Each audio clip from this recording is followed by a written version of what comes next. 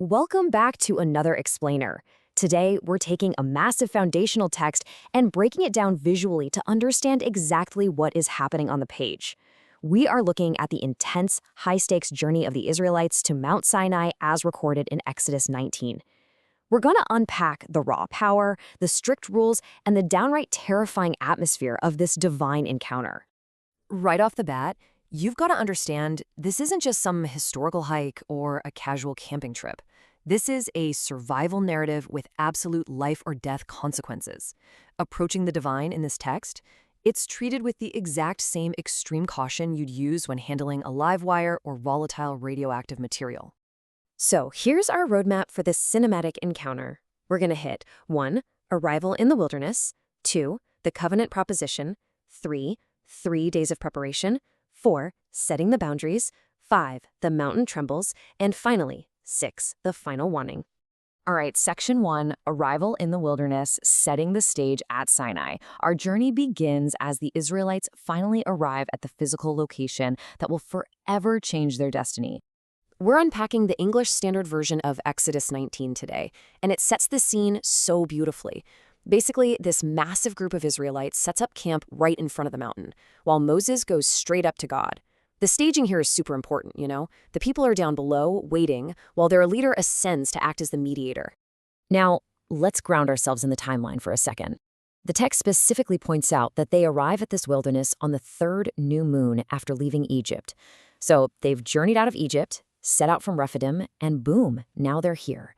They've been traveling for months, seeing miracles, facing hardships, and now they are finally encamped in the Sinai wilderness. Moving right along to Section 2, the covenant proposition, the terms of the agreement. Before any of the crazy, earth-shaking displays of power happen, God actually presents Moses with a conditional offer. This is the legal and relational foundation for everything that follows. The Lord calls out from the mountain and uses this incredibly vivid, poetic metaphor. He reminds the Israelites of what they literally just lived through, their rescue.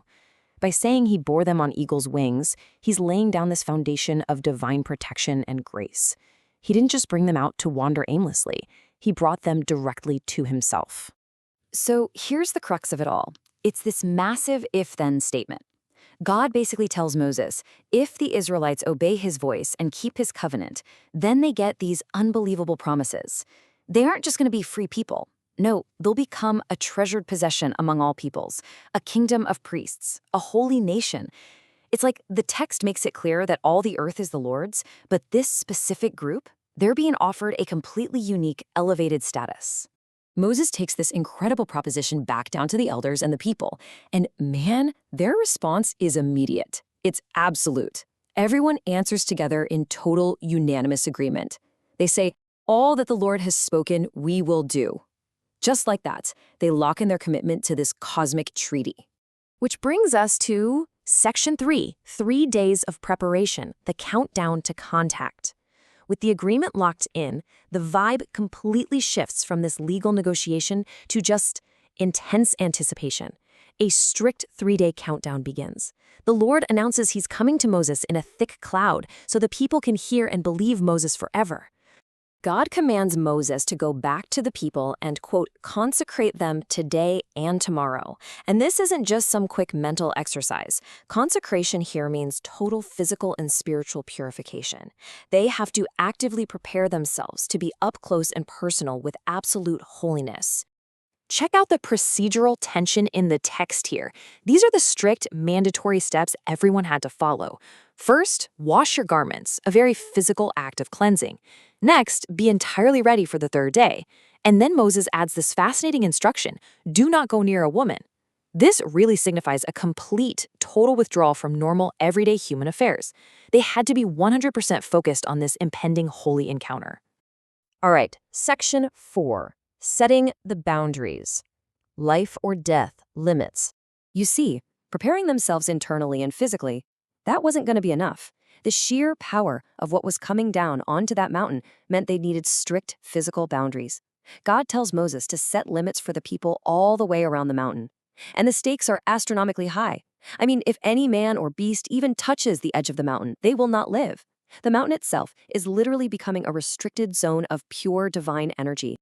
And look at this wild detail in the text and its footnotes about how a trespasser has to be handled. It explicitly says, "No hand shall touch him." Meaning, if someone breaks that boundary, they become so contaminated by that unapproachable holiness, or maybe just so condemned by breaking the rule, that another person can't even grab them to execute them. They have to be dealt with from a distance, stoned, or, as the footnote points out, shot with an arrow. Human or animal, the rule is absolute. No exceptions. Now we hit the climax. Section 5. The mountain trembles. Sensory overload on the third day. After 2 whole days of washing, waiting, and staring at those terrifying boundaries, the morning of the third day finally arrives. Moses brings the people out of the camp to stand at the foot of the mountain. Just imagine the sensory overload happening right now. The text unleashes this rapid-fire sequence of terrifying sights and sounds. Thunder and lightning, a thick, oppressive cloud covers the mountain, and then a ridiculously loud trumpet blast just cuts right through the air. The physical reaction is totally involuntary. The text says everyone in the camp literally trembled. Then, the visual description shifts into hyperdrive. Mount Sinai is completely wrapped in smoke. Why? Because the Lord has descended on it in actual fire. The text compares it to the smoke of a massive kiln, just billowing upward, while the entire mountain trembles violently. It is a straight-up apocalyptic scene of raw, untamed power happening right in front of their eyes. And as the earth shakes and this thick smoke rises, that trumpet blast, it doesn't fade. It actually grows louder and louder, reaching an almost unbearable volume. Right in the middle of this chaotic, terrifying symphony of nature and the divine, Moses speaks, and incredibly, God actually answers him in thunder. The communication is happening, but it is earth-shatteringly loud.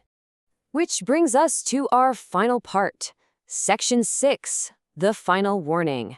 Danger at the summit. So the Lord comes down to the very top of Mount Sinai and calls Moses up. Moses ascends into this absolutely terrifying environment. But instead of immediately handing over the law, God issues one last super urgent warning. Even after all the boundaries, the execution warnings, and the 3 days of prep, the raw, lethal danger of getting too close to the divine is still the #1 concern. God commands Moses to go right back down. Why? Because human curiosity is a powerful thing. God knows the people might try to break through the limits just to get a peek, and if they do, they'll perish. God really reinforces these final, non-negotiable rules here. He specifically warns that even the priests who normally get to come near to the Lord must consecrate themselves even further, or else the Lord will literally break out against them. Moses actually tries to remind God, hey, the limits are already set, but God insists, go down. He tells Moses to bring Aaron back up with him, but the people and priests, they have to stay back. It is such a powerful reminder that approaching the divine requires rigid, absolute obedience to the boundaries. So as Moses heads back down this trembling, smoking mountain to deliver one final warning to the terrified crowd below, we really have to ask ourselves something profound. How does surviving such a cataclysmic, strictly rule-bound encounter fundamentally change the identity of an entire nation? Think about it. They're no longer just escaped slaves anymore. They are now a people bound by a terrifying and holy covenant. Thanks for joining me on this explainer today. I really hope this breakdown helped you clearly visualize the awesome weight of this foundational text. Keep learning, and I'll catch you in the next one.